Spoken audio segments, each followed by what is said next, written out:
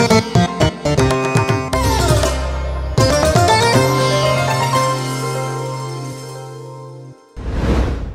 প্রিয়জনেরা, আপনি সুস্থ আছেন, আনন্দে আছেন? আমি কিন্তু এখন খুব আনন্দে আছি, কারণ যিশু আমার সঙ্গে আছেন। আর যিশুর সাথে প্রতিনিয়ত চলা এটা আনন্দের বিষয়। আমি প্রতিদিন ভোরবেলা ঘুম থেকে উঠে প্রার্থনা করি আর প্রভুকে জিজ্ঞেস করি, প্রভু কি বলতে চান। তার আগে উনার বাক্য আমি শুনি। যখনই দুঃখ, কষ্ট, অশান্তি আমার জীবনে আসে তখনই আমি প্রার্থনা করি। এর জন্য কোনো নির্ধারিত সময় নেই। আমি যেখানে থাকি না কেন সেখানে ঈশ্বরের কাছে আমি ঈশ্বরের সাথে কথা বলি। মানে ঈশ্বরের সাথে যত বেশি কথা হয় তত বেশি শান্তি। আপনার জীবনেও এমন অভিজ্ঞতা থাকা উচিত। মানে যেখানে আপনি কাজ করছেন, ব্যবসা করছেন, পড়াশোনা করছেন, থাকছেন, আপনার অনুভূতি থাকতে হবে যে ঈশ্বর আপনার সঙ্গে আছেন। এই জন্যই উনি আমাদের সাথে কথা বলেন। যেহেতু আমরা মানুষ, আমাদের জীবনে দুর্বলতা আসে, আমরা পড়ে যাই, স্বাভাবিক। আমাদের মনে দুঃখ, কষ্ট, অপমান এইসব থাকবেই। কিন্তু ঈশ্বর কখনো আমাদেরকে ডুবতে দেবেন না।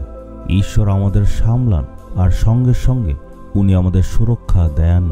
আজকের দিনে ঈশ্বর কি প্রতিজ্ঞা করছেন আমরা দেখব যিশায়া ৫৮ অধ্যায়ের ১১ পদে। তোমরা ভালোভাবে জল পাওয়া বাগানের মতো হবে আর এমন ফোয়ারার মতো হবে যার জল কখনো শুকাবে না।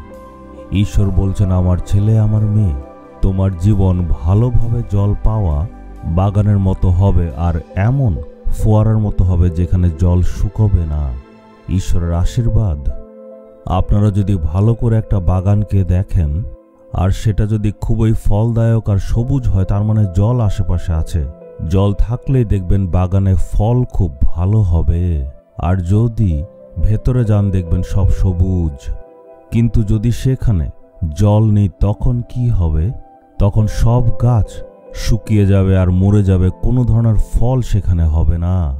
একইভাবে আমাদের জীবনেও কখনো যাতে দুঃখী চেহারা বা উদাস চেহারা না থাকে। ঈশ্বর আমাদেরকে প্রতিজ্ঞা করেছেন উনি আমাদের আশীর্বাদ করবেন। আমাদের জীবন সব সময় সবুজ থাকবে, মানে আনন্দে থাকবে, সুন্দর বাগানের মতো হবে। কারণ ঈশ্বর তার বাক্যের মধ্যে প্রতিজ্ঞা করেছেন তোমার জীবন সব সময় আনন্দময় হবে। ঈশ্বরের বাক্য আর প্রতিজ্ঞার উপরে আমাদের আনন্দে থাকতে হবে। মানে আমি বিশ্বাস করি যে আমার সকল অভাব ঈশ্বর মিটিয়ে দেবেন। সন্তানদের পড়াশোনা বা বাড়িতে যা যা জিনিস প্রয়োজন সবকিছু ঈশ্বর আমাদের দেবেন। হয়তো ঘরে দেনার সমস্যা রয়েছে বা অনেক কিছু জিনিস অভাব আছে, পরিবার অনেক দুঃখের মধ্যে আছে, চেহারাতে স্পষ্ট দেখা যায়। এর মানে এমন বাগান যেটা শুকিয়ে গেছে এমনভাবে থাকবেন না। আমাদের জীবন সমৃদ্ধ বাগানের মতো হতে হবে।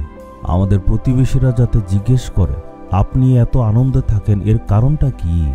তখন আপনি তাদেরকে বলবেন, হ্যাঁ, আমাদের জীবনে দুঃখ, কষ্ট, বিপদ আছে, কিন্তু সেই সব কিছু প্রভু দূর করেন। আপনারা বলবেন যে আমাদেরকে সামলায় এমন ঈশ্বর আছেন। আপনার চেহারাতে কখনো যাতে দুঃখ দেখা না যায়। আপনারা কখনো ফোয়ারা দেখেছেন যেখানে সবসময় জল থাকে? এই ফোয়ারা থেকে সবসময় জল বেরোয়। আপনি যতই জল নেন জল শেষ হবে না, কিন্তু সেখানে জল শেষ হলে মানুষ হতাশ হয়ে যায়। আপনিও একটা ফোয়ারার মতো হতে হবে যেটা অন্যদের জল দেয়। মানে হচ্ছে আপনার জীবনটা অন্যর জন্য যাতে সাহায্যকারী হয়। আপনার আশীর্বাদ, আপনার আনন্দ, আপনার উন্নতি সবকিছুই যাতে আশেপাশে মানুষের জীবনে প্রকাশিত হয়। এই রকম আশীর্বাদই ঈশ্বর আপনাকে দিতে চাইছেন। আপনি কি প্রস্তুত? আমি নিজেকে পরীক্ষা করে দেখি, আমি অনেকের জন্য আশীর্বাদের কারণ হয়েছি আর আমার জীবন দ্বারা অনেকে আশীর্বাদ পেয়েছে। কিন্তু এখন যখন নিজেকে দেখি এমনটা তো হচ্ছে না, আমি অন্যর জীবনে কোনো রকম আশীর্বাদের কারণ আর হতে পারছি না, এমন কথা আপনি জীবনে কখনো বলবেন না। আমাদেরকে ঈশ্বর এমনভাবে রেখেছেন যাতে আমরা আশীর্বাদের কারণ হতে পারি। এটাতেই হচ্ছে আনন্দ। চলুন এখন আমরা ঈশ্বরকে বলি, হে পিতা ঈশ্বর, আপনি আমাদের জীবনের জন্য প্রতিজ্ঞা করেছেন আপনি আমাদের এমন ফোয়ারার মতো করবেন যার জল কখনো শুকায় না। আমার পরিবারের দ্বারা আর আমার দ্বারা যাতে অন্যরা আশীর্বাদ পেতে পারে এমন অনুগ্রহ আমাদের দিন। আজকে আমরা ঈশ্বরকে বলবো, হে পিতা ঈশ্বর, আপনি প্রতিজ্ঞা করেছেন আমাদেরকে ফোয়ারার মতো করবেন। এমন ধরনের আশীর্বাদ আপনি আমাদের জীবনে দিন। আমি প্রার্থনা করছি যারা এই ভিডিও দেখছে তাদের জীবনে যাতে এমন আশীর্বাদ হয়, এই প্রার্থনা যিশুর নামে আমি চাইলাম। Amen, amen.